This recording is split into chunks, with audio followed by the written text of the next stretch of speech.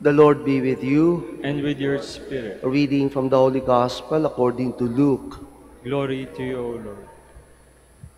The angel Gabriel was sent from God to a town of Galilee called Nazareth, to a virgin betrothed to a man named Joseph of the house of David, and the virgin's name was Mary.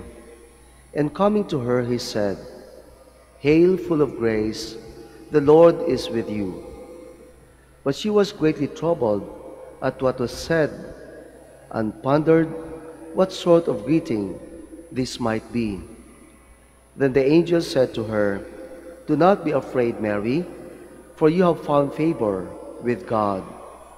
Behold, you will conceive in your womb and bear a son, and you shall name him Jesus. He will be great and will be called Son of the Most High, and the Lord God will give him the throne of David his father, and he will rule over the house of Jacob forever, and of his kingdom there will be no end."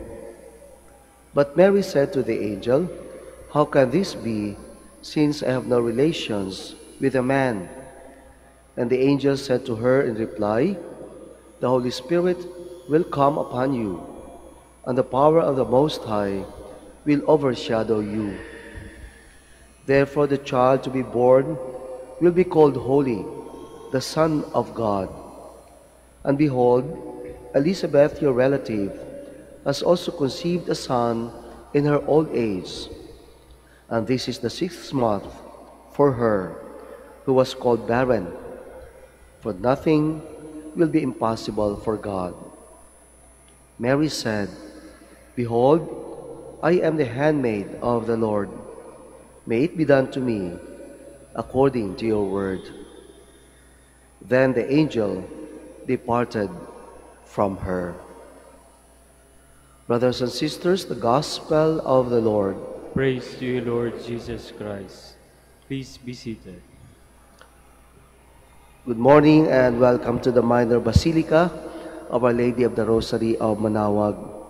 Nung mamatay si Queen Elizabeth, mag-iisang taon na pala, September 8, 2022, natapos na rin ang kanyang pagiging reyna ng bansa ng UK, United Kingdom.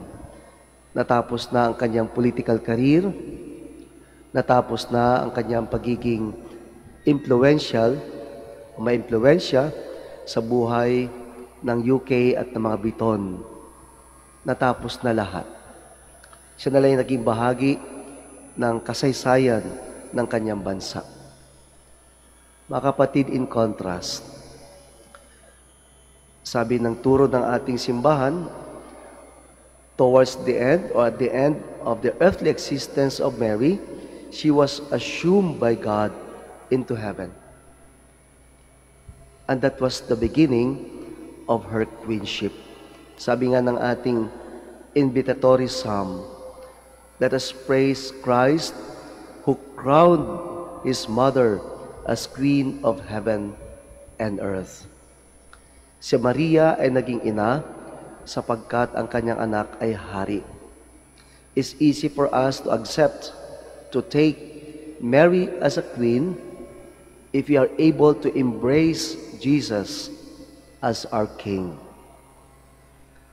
Anong ibig sabihin nito para sa atin mga kapatid, lalo na sa ating mga Katoliko? Meron tayong ina na reyna.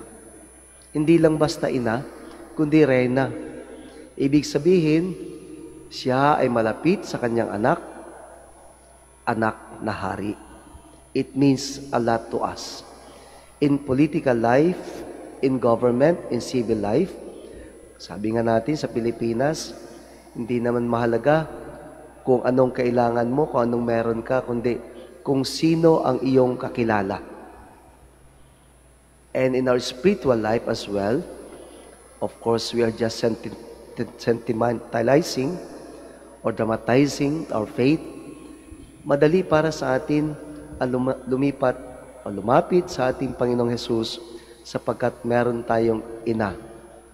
In other words, sa pamilya, sa lipunan, meron tayong tagabulong, meron tagalapit, Kung negative nga ang dating, meron tayong taga-sulsol.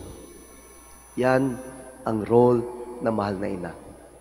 She is not just a mother of a certain country or nation.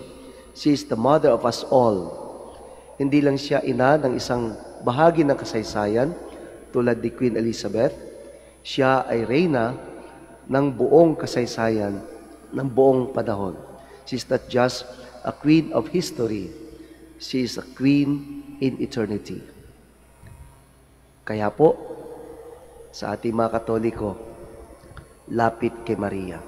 Magalit man ang iba, atakihin man tayo, i-criticize man tayo, inggit lang sila, wala silang ina. We have a mother queen, a queen mother. And so today, as we celebrate her queenship, let us go more to her because we have someone close to the Lord. Mother Mary, Queen of Heaven, pray for us to Jesus. Pray for us to the Father. Huwag tayong matakot sa ina. Minsan, mas madaling lumapit kaysa Ama. Let's go to Jesus through Mary, our beloved Mother, our Queen.